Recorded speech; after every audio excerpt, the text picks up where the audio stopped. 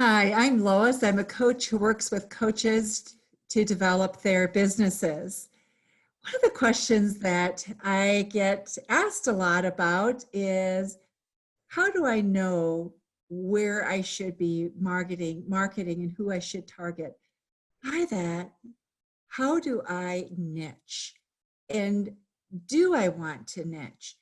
With that question, there's inherently this fear that if I really commit myself to a niche, I may be ruling myself out from a market and I might not have the business that I need.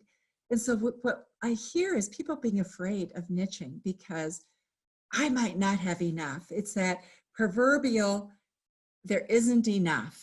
And so we take in until we're almost drowning. So the best example that I can give you about why it's so important to niche is, think of it. If you're going to go fishing and you decide that you need to be able to choose from all the fish in the ocean, you would need a humongous net. I don't know that one is created that's large enough to fit all the oceans of the world at once.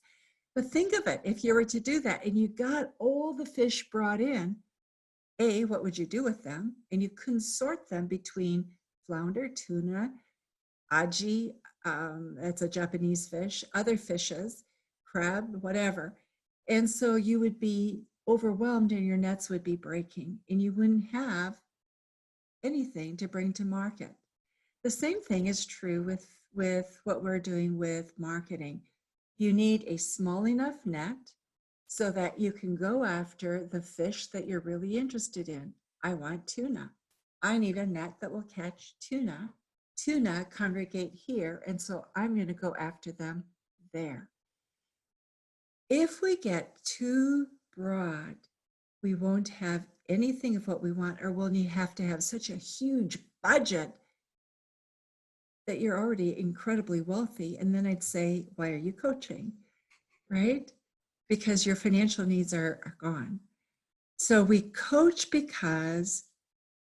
or we niche because it's so important if we're going to be able to find the audience that we really want to work with. Not everybody's appropriate. I work best with a certain kind of person. I just talked with somebody today who is a coach to pets. I mean, literally coaches a dog or a cat. I don't know how they do it, but that's their niche. So there's a lot of niches that we create. It's very specific, but how I'm going to talk with that market for owners of dogs or cats is very different from how I'm going to coach and talk with somebody who is in fitness training, for example. Two very different markets. And if I tried to talk to both at the same time, I talk to neither. And that's the problem that we have when we want to cast a big enough net to get everything included in it. We end up with nothing. I think the other reason why we have trouble sometimes niching is we're not confident in ourselves. We're not sure that if we go after this market, it's a market I've identified. Maybe that market doesn't want me. Maybe I'm going to be rejected. And so there's that fear of what really will be the interplay between me and the market that I have niched. We don't always know what that is until we begin, but you won't discover that unless you begin and you identify what that market is. Once you have a response, now you can make a decision. It's an informed decision. It's information that you will have gathered that it allows you to be intelligent about what you decide to do. So those are two reasons why we struggle with niching, I think. And Joe is going to share with you some other reasons as to why it is that we as coaches struggle with niching. Yeah, Lois, a couple of the other reasons that people struggle, I think, with niching is the first one is that they're afraid that if they niche down, they're going to go broke. So it's kind of like you alluded to, it's that scarcity mindset, like there's not enough pie. So if somebody takes that, if I niche down, I'm only going to get a tiny piece of that pie. And you have to remember that there's always more pie.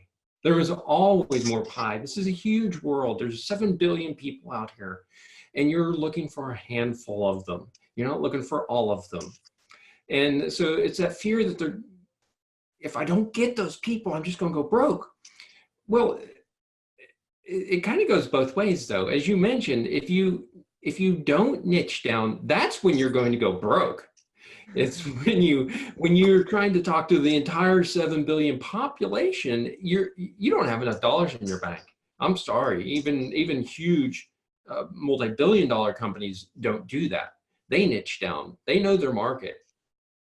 And so it's kind of funny that, we're concerned that if we niche down, we're going to go broke. But the reality is if we don't niche down, we will go broke because we can't fund that type of project. And so we want to get down to the point where we can talk very specifically to our specific people.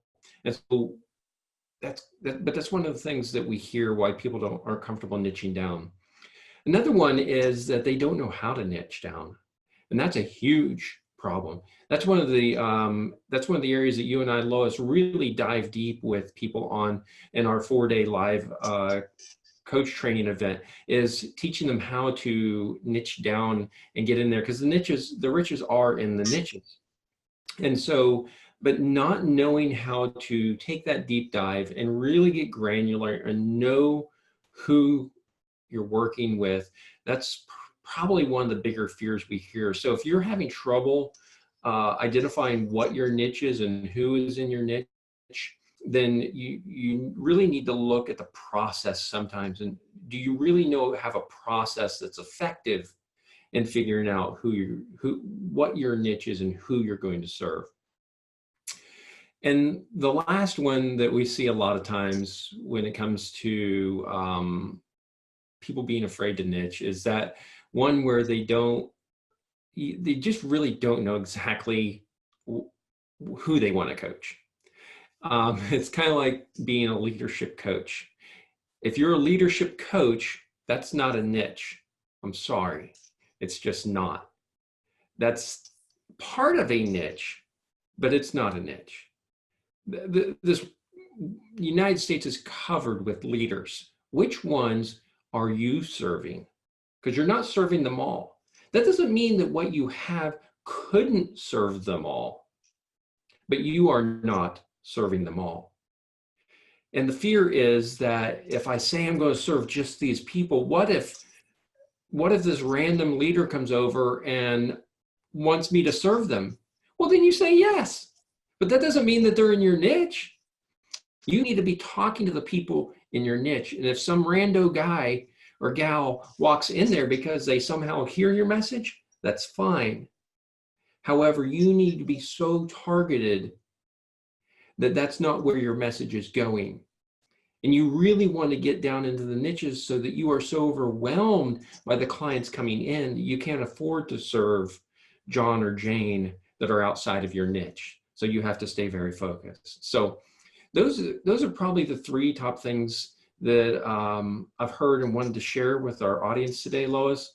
I know you're excited. I'm excited about serving these coaches and helping them to grow their business. And we just know where you're going. We know your heart and your message, and we want to help you amplify that to the world. So we can't wait to talk to you guys next time.